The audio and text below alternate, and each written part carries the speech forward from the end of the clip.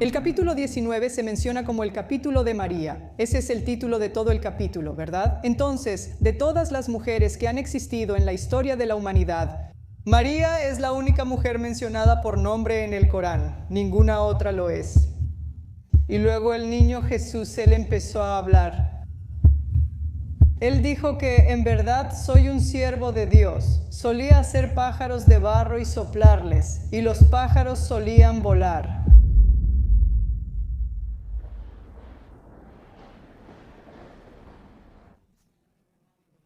Comienzo en el nombre de Dios, el más beneficente y el más misericordioso, y los saludo a todos con el saludo islámico de la paz. Saben, en la presentación de hoy se me asignó hablar sobre el tema de los hechos acerca de Jesús y María en el Corán.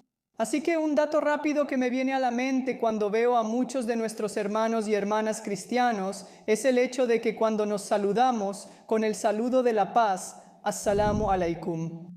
En realidad, estamos siguiendo a Jesús de la Biblia, porque él solía predicar y saludaba a sus discípulos con el saludo de la paz.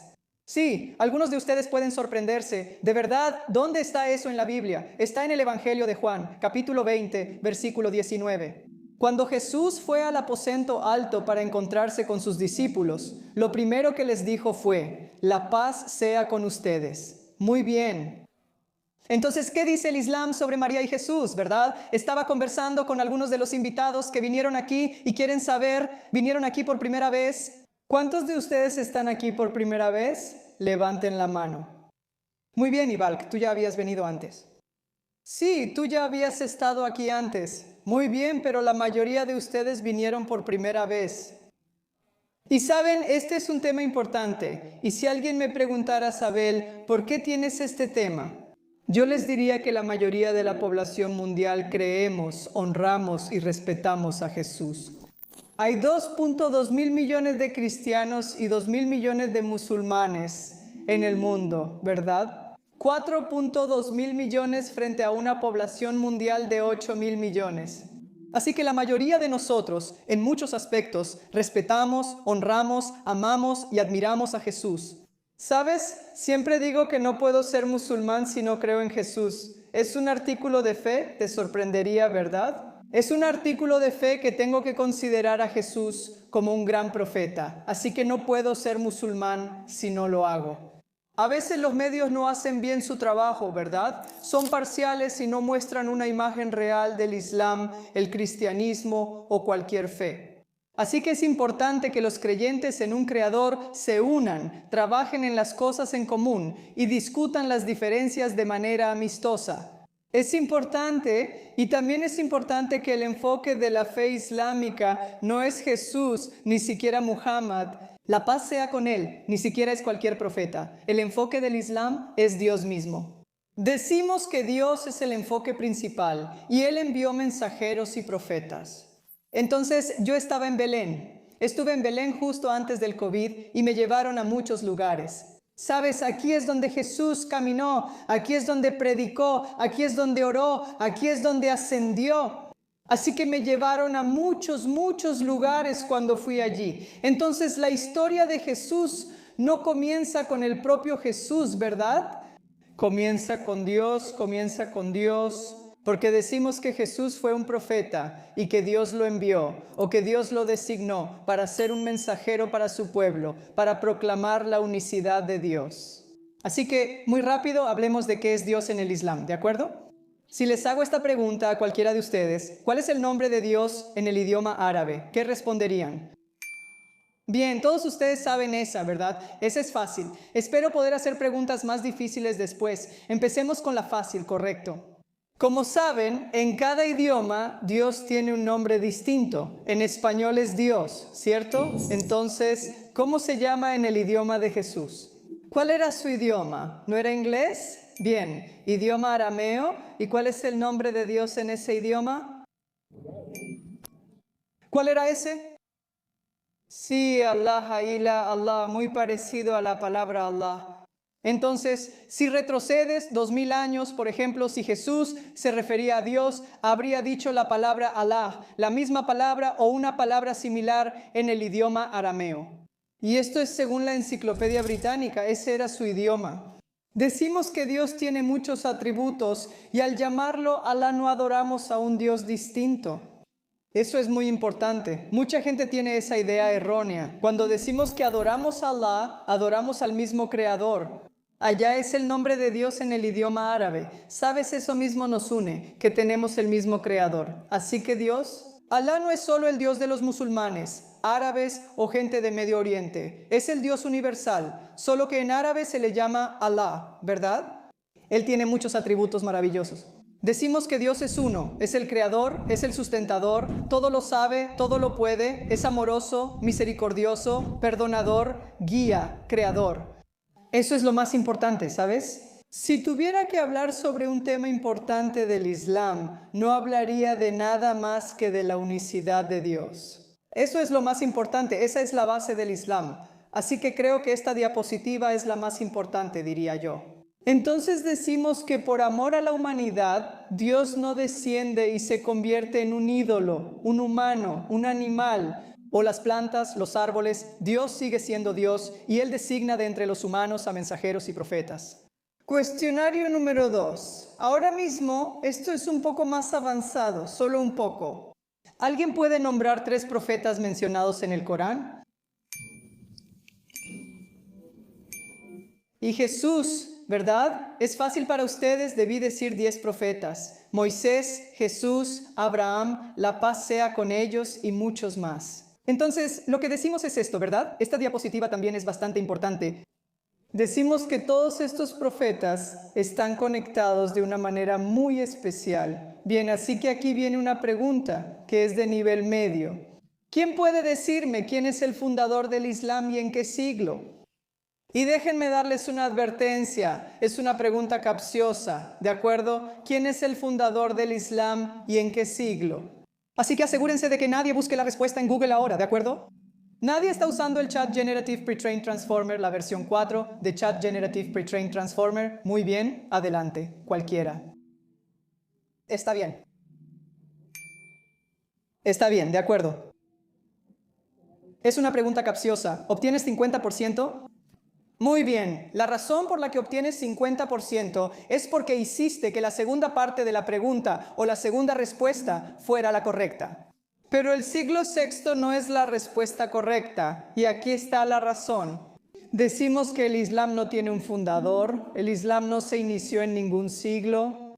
Lo que decimos es que el Islam como guía fue dado por el Creador al primer ser humano, Adán.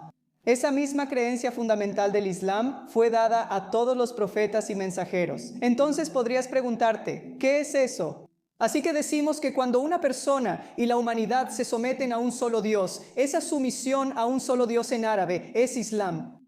Ese concepto fue dado por Dios al primer profeta, Adán, y después todos los profetas recibieron el mismo mensaje. Así que en ese sentido, decimos que el Islam no es una fe nueva. El Islam es una continuación de la fe que fue dada inicialmente por Dios. Siempre les digo a mis amigos cristianos, budistas, hindúes y judíos, ¿no creen que la humanidad se confundiría si Dios diera distintas fes a distintos profetas?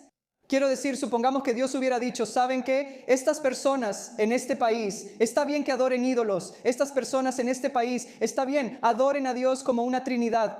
Todos en este país están equivocados. No hay trinidad ni adoración de ídolos, solo un Dios, monoteísmo absoluto. Jesús no es Dios. Si Dios hubiera revelado esas 3 ideologías, la humanidad estaría confundida. Por eso decimos que Dios busca guiar y ayudar a la humanidad. Dios no es autor de confusión, como dice la Biblia. Así que decimos que Dios, desde el principio, dio una ideología, una fe, una forma de vida, y eso es la sumisión a Dios. En árabe, eso es Islam. Así que en ese sentido, no hay fundador del Islam, Muhammad, la paz sea con él, no fue el fundador. Cuando las personas se alejaron del monoteísmo absoluto, comenzaron a adorar humanos, ídolos, animales, árboles, plantas, y crearon sus propias creencias. Entonces Dios empezó a enviar mensajeros y profetas para traer de vuelta a la gente. No adoren a la creación, sino solo adoren al Creador. Así que adorar al Creador, someterse a un solo Dios en árabe, es Islam. Muy bien, eso puede haber generado muchas preguntas en tu mente y las abordaremos, inshallah, si Dios quiere, en la sesión de preguntas y respuestas. Así que aquí hay algunos de los pasajes que hablan sobre la unicidad de Dios en el Corán. Y un pasaje importante que quiero resaltar sería este de aquí. Permítanme recitarlo en árabe y luego lo haré. La traducción está ahí arriba, ¿verdad?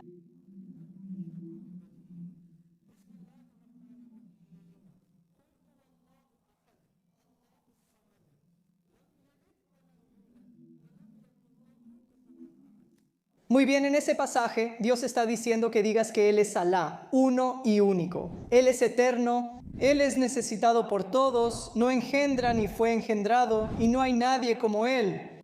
Si le preguntas a un musulmán cuál es el pasaje más monoteísta del Corán, te dirá que es el que mencioné y recité. Que Dios es uno sin socios, Él solo es eterno, necesitado por todos. Él no es el padre de nadie y nadie es hijo de Dios, según el pasaje. Luego dice que solo Dios tiene los atributos en su perfección. Pero te sorprenderá descubrir, o tal vez no te sorprenda, pasajes similares también están en la Biblia, ¿verdad? Así que uno de los pasajes en la Biblia que alude a la absoluta unicidad de Dios sería el primer mandamiento de los 10 mandamientos. Muy bien, aquí viene una pregunta de un nivel un poco más difícil, ¿de acuerdo? Dime uno de los 2 lugares donde se mencionan los 10 mandamientos en el Antiguo Testamento, el nombre del libro, el capítulo y el versículo. Pero bajaste la mano. Buena suposición, pero ¿sabes qué? Acertaste los libros. Éxodo, ese es el libro, pero no el capítulo correcto mencionaste. Deuteronomio, ese es el libro, pero no el capítulo correcto. ¿Y alguien más levantó la mano allá arriba? Sí, tú mismo. Oh, él dijo 20.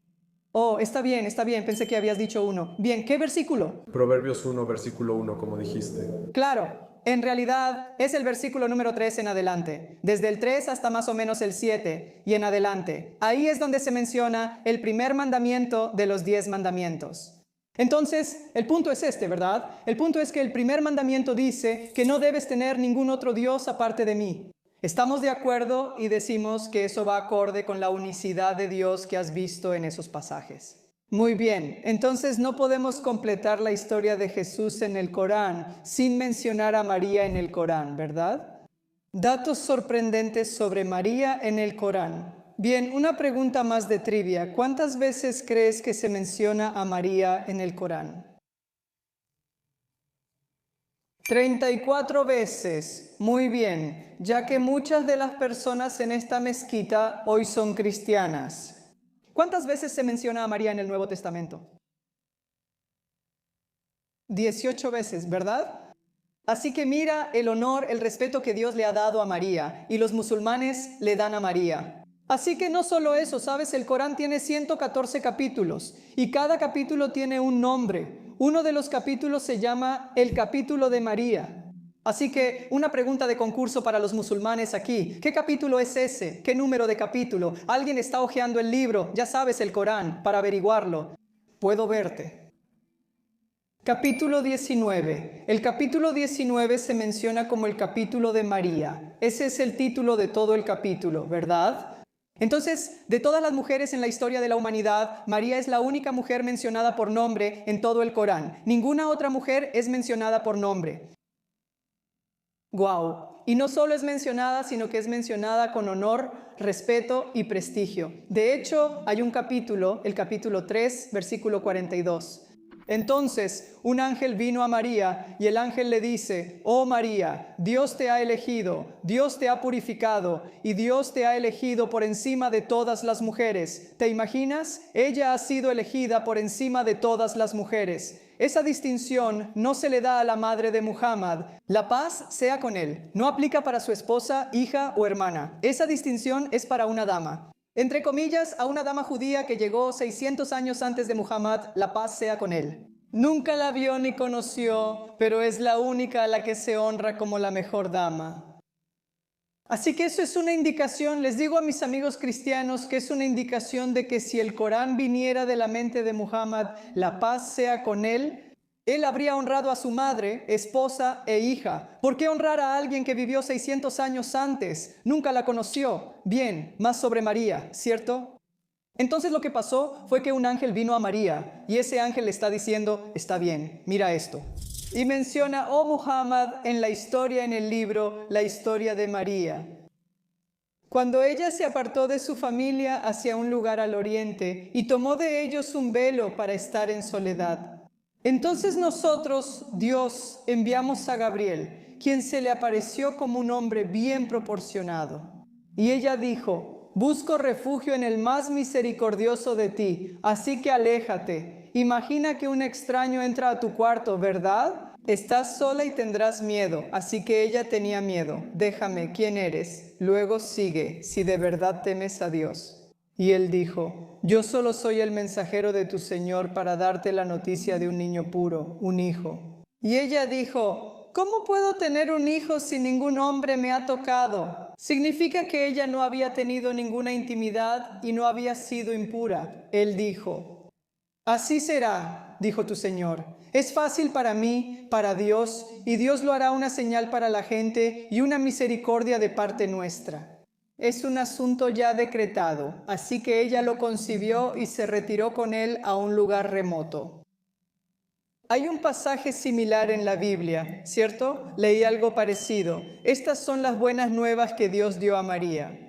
Y ahora veamos qué sucede. El nacimiento de Jesús, el nacimiento de Jesús. Así que María, ella era virgen cuando dio a luz. Pero ella tenía mucho miedo de que si llevaba al bebé a su gente, la iban a acusar, ya sabes, de adulterio, fornicación, falta de castidad y todo eso. Ella no tenía opción. No había pruebas de ácido desoxirribonucleico, ¿verdad? No había ultrasonido, ni resonancias magnéticas, ni tecnología moderna. Ella tenía miedo, no tenía opción. Así que llevó al bebé a su gente y empezaron a señalarla y a acusarla. María, ¿cómo pudiste hacer algo así, verdad? Vienes de un linaje noble. ¿Por qué hiciste algo así? ¿Ni siquiera estás casada y ya tienes un hijo? Empezaron a acusarla. ¿Qué podía hacer ella? Se quedó callada. Y entonces el bebé Jesús empezó a hablar. ¡Wow! El primer milagro, ¿verdad? El bebé Jesús empezó a hablar. Y luego les contaré, ya saben, sobre lo que realmente dijo. Pero es hora de un quiz. Ya que este es el primer milagro sobre el bebé Jesús hablando, ¿cuál creen que es el primer milagro de Jesús en la Biblia? ¿Cuál fue ese? ¿El primer milagro? Sí. Convertir vino en agua. Sí, convertir agua en vino, ¿verdad? Entonces decimos que ya sabes, este es el primer milagro de Jesús. De hecho, el lugar que ves aquí, yo fui ahí, ¿verdad? Así que estuve presenciando todos los sitios históricos. Y dicen que ese es el lugar real que la gente proclama, donde María dio a luz a Jesús. Ese lugar allá arriba. Aunque no es muy claro, pero ese es el lugar que dicen, está bien. Entonces la acusaron. Esto está en el capítulo 19 del Corán, versículo 30, ¿verdad? Entonces el bebé Jesús empezó a hablar y a defender a su madre. Y esto es lo que dijo. Dijo que, en verdad, Él es un siervo de Dios. Él me ha dado una escritura y me ha hecho un profeta. Y Él me ha hecho bendito donde quiera que esté y me ha ordenado la oración y dar caridad mientras siga con vida. Así que esas son las primeras palabras del milagro del bebé Jesús cuando estaba en la cuna. Así que eso es realmente importante, ¿verdad? O sea, Él está diciendo que es un siervo de Dios y que Dios lo hizo un profeta y que Dios le dio una escritura. Muy bien. ¿Quiénes son otros profetas mencionados en el Corán? Decimos que Jesús fue un profeta, pero no fue el único profeta. Hubo muchos profetas que vinieron antes que él, y luego hubo un profeta que vino después de él. Su nombre es Muhammad, la paz sea con él.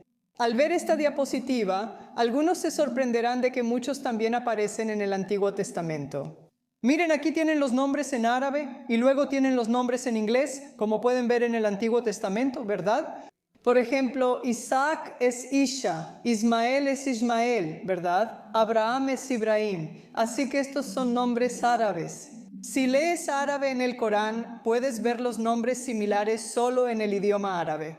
Un dato asombroso sobre la diapositiva es que los musulmanes amamos a todos estos profetas hasta tal punto que les damos a nuestros hijos los nombres de esos profetas. Así que tengo 2 hijos y una hija. Los 2 hijos que tengo, el mayor, él es Ibrahim por Abraham. El segundo tiene 10 años, él es Yusuf por José. El hijo del hermano Acram, su nombre es Sauli, también es uno de los profetas. Luego tenemos muchos, ya sabes, Moisés en la comunidad musulmana. Muchos Jesús en la comunidad musulmana, ¿verdad? Jesús se traduce como Esaú en árabe. Así que un dato asombroso de esta diapositiva es que hay más musulmanes con los nombres de los profetas judíos que todos los judíos del mundo juntos. Piénsalo, Dr. Taylor, déjame repetirlo de nuevo. Hay más musulmanes con los nombres de los profetas judíos que todos los judíos del mundo juntos, ¿verdad? Piénsalo. Eso muestra las cosas en común y muestra, ya sabes, que hay muchas maneras en las que podemos empezar y construir puentes con este tipo de hechos asombrosos. Muy bien, así que todos estos mensajeros y profetas, como ves aquí, decimos que Jesús recibió la revelación y ese recibimiento de la revelación de Jesús también se menciona en Marcos, capítulo 1, versículo 14. Jesús llegó a Galilea y predicaba el evangelio de Dios, por lo que era portavoz de Dios, ¿verdad? Así que Jesús recibió la revelación y nosotros creemos eso. Entonces lo que decimos es que cada profeta tenía una conexión con el Creador. Decimos que Jesús recibió una escritura como Moisés, David y Abraham antes que él, y que la última fue dada a Muhammad. La paz sea con él. Así como tienes el Antiguo y Nuevo Testamento, nosotros consideramos al Corán el Último Testamento. Muy bien, entonces se le dio una escritura a Jesús. Bien, ¿qué hay de los milagros de Jesús? Así que déjame resumir rápidamente en unos 5 minutos. Luego queremos responder la mayor cantidad de preguntas posible. ¿Qué hay de los milagros de Jesús? El primer milagro fue que habló cuando era un bebé, pero hay otros milagros, como puedes ver aquí. Que solía hacer pájaros de barro y soplaba sobre ellos, y los pájaros salían volando. Imagínate, ¿verdad? Tienes un pájaro de barro, ya sabes, un objeto inanimado. Él solía soplar sobre ellos, y los pájaros salían volando. Él solía resucitar a los muertos, solía curar a los leprosos, a los ciegos y a los enfermos. Pero después de cada milagro mencionado aquí, Dios dice que es por el permiso de Dios, por el poder de Dios, que Jesús hacía esos milagros. Dios quiere asegurarse de que la gente no empiece a adorar a Moisés, a Abraham y a Jesús solo porque hacían milagros. Dios quiere asegurarse de que el poder de hacer milagros no viene de Jesús, Moisés, Abraham, la paz sea con ellos. El poder venía del Creador, así que al Creador. Nosotros los musulmanes debemos enfocarnos en el Creador. Los musulmanes debemos adorar solo al Creador de toda la humanidad y la creación, no a humanos, ídolos o animales. Así que esa es una diapositiva realmente importante. ¿Cuál es el mensaje principal de Jesús? Según el Corán, está en el capítulo 3, versículo 51, ¿cierto? El árabe va así.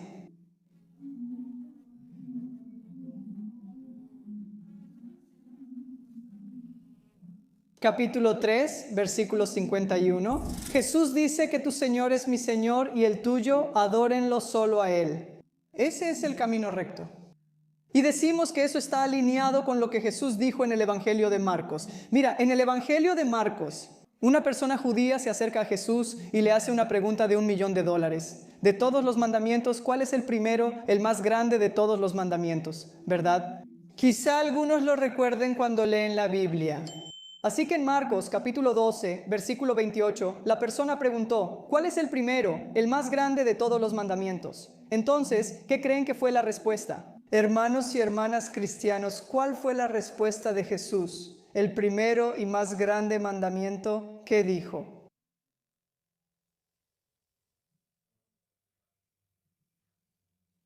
¿Cuál fue esa?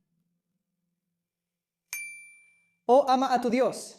Sí, pero antes de eso, Jesús, Él mencionó en el versículo número 29, Marcos capítulo 12, versículo 29, Jesús dijo que, escucha, oh Israel, el Señor nuestro Dios es uno solo. Así que lo primero que Él dijo fue el Shema, que significa la unicidad de Dios. Y continúa, ama a Dios con todo tu corazón, mente, alma y fuerzas.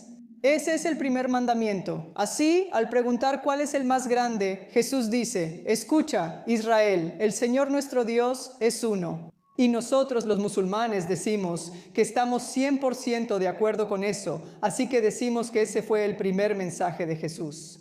Sabes, muy pronto, como a la 1:30 más o menos, los musulmanes van a orar. Ayer, el Dr. Taylor y sus estudiantes vinieron aquí y vieron a algunos musulmanes orando. Les comenté cómo los musulmanes oran de pie, mirando en una dirección, inclinándose y postrándose, igual que lo hacían todos los profetas de Dios. Entonces, esto es otra vez cuando fui a Jerusalén, a Belén. Es un video, no voy a reproducir el video, pero en el video ellos realmente... Entonces, este es el jardín de Getsemaní. Allá hay una escultura de Jesús en la que Él realmente está orando a Dios, ¿verdad? Entonces, ¿cómo oró Él? Según entonces, ¿cómo oran los musulmanes? Una de las acciones de la oración es que nos postramos en el suelo, adorando a un solo Dios. Todos los profetas de Dios, incluso Jesús, solían orar de la misma manera. Por ejemplo, dice, mirando la foto ahí, Evangelio de Mateo, capítulo 26, versículo 39. La gente venía tras él, ¿verdad?, para atraparlo, torturarlo y matarlo. Jesús se fue al jardín de Getsemaní. En el jardín de Getsemaní, él estaba completamente solo. Se postró, se inclinó ante Dios y oró a Dios. Entonces él, mientras se postraba, dijo, «Oh Dios, aparta de mí esta copa de la muerte. No se haga mi voluntad, sino la tuya». Oramos como Jesús, y al revisar el Antiguo Testamento, vemos que todos los profetas también oraban igual. Por ejemplo, Abraham, la paz sea con él, dice en el libro de Génesis. Cuando una buena noticia llegó a Abraham, él se postró en el suelo y empezó a orar y agradecer al Creador. Decimos que oramos de la misma manera porque seguimos a Abraham. Habla sobre Aarón y Moisés y su gente en el libro de los Números, capítulo 20, capítulo 40, versículos 6, 7 y en adelante.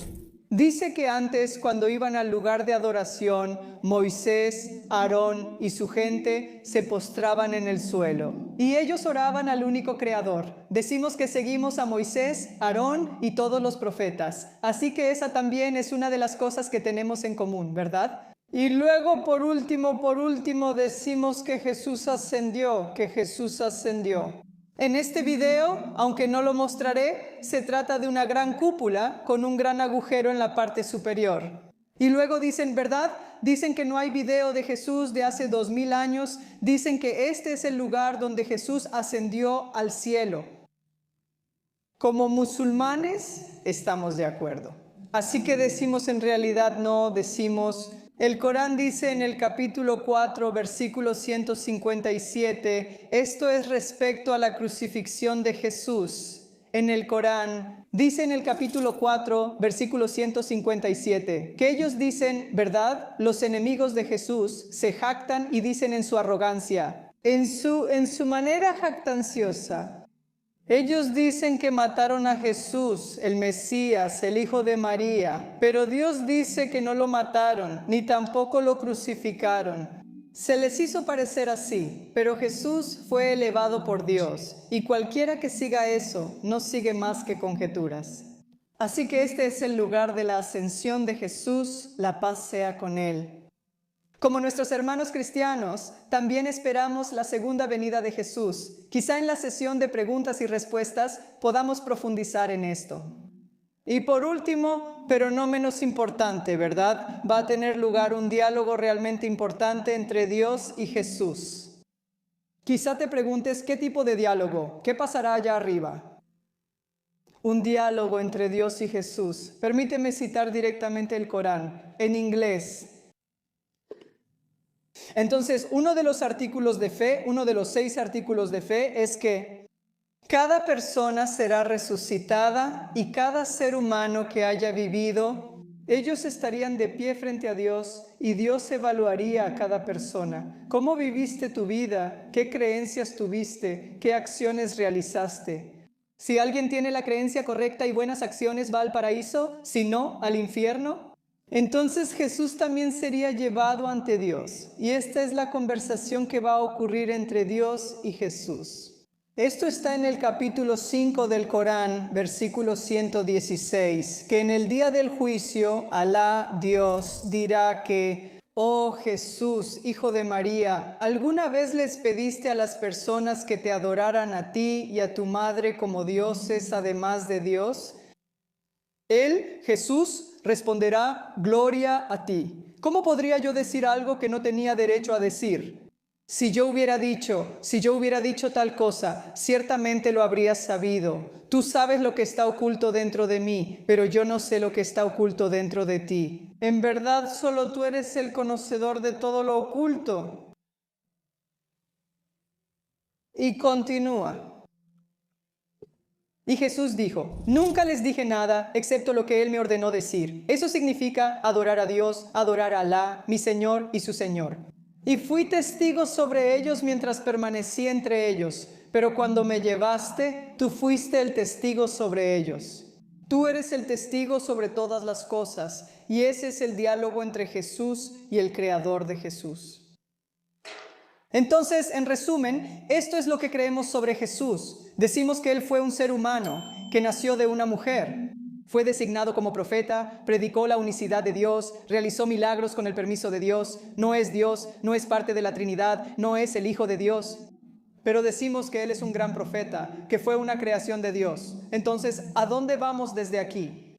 ¿A dónde vamos, verdad? ¿A dónde vamos desde aquí? O sea, antes del almuerzo, está bien, antes del almuerzo. ¿A dónde vamos desde aquí? ¿A dónde vamos? Sí, tenemos diferencias, pero compartimos más cosas. Saben, yo leo la Biblia, dudo que muchos de ustedes hayan leído todo el Corán. Yo leo la Biblia. Cuando leo el Corán y la Biblia, digo que hay un 60 a 70% de cosas en común ahí. Sí lo son, ¿verdad? Todos creemos que hay un creador. Esa es una cosa en común. Creemos en los profetas. Esa es otra cosa en común. Creemos en las escrituras divinas. Esa es una cosa en común. Creemos en los mandamientos. Ya sabes, los 10 mandamientos que están en Éxodo y también en Deuteronomio. La mayoría de ellos también aparecen en el Corán, distribuidos por todas partes. Esa es una cosa en común. Creemos que tenemos que hacer buenas obras. Eso es algo en común. Creemos que hay rendición de cuentas en la otra vida. Eso es una cosa en común. Creemos que va a haber paraíso e infierno. Eso es algo en común. Así que estas son algunas de las cosas en común. Les pido que lean el Corán, así como muchos musulmanes leen la Biblia. Es para su educación. ¿Saben por qué hay casi 2.000 millones de musulmanes? ¿En qué creen? ¿Qué los motiva? ¿Saben por qué actúan como lo hacen? ¿A quién adoran? Así que, basándonos en las cosas en común, inshallah, decimos que podemos construir alianzas y puentes. Podemos trabajar juntos para eliminar los problemas comunes de la sociedad. El racismo, el antisemitismo, la islamofobia, la crisis migratoria, la violencia armada, la crisis de homicidios, ya sabes, la crisis del juego, la crisis de las drogas, son preocupaciones comunes para todos nosotros. Como hermanos y hermanas, podemos trabajar juntos pese a diferencias. Tenemos mucho en común y podemos enfrentar estos problemas juntos. Que Dios nos guíe y que Dios nos bendiga. Muchas gracias por venir. Gracias.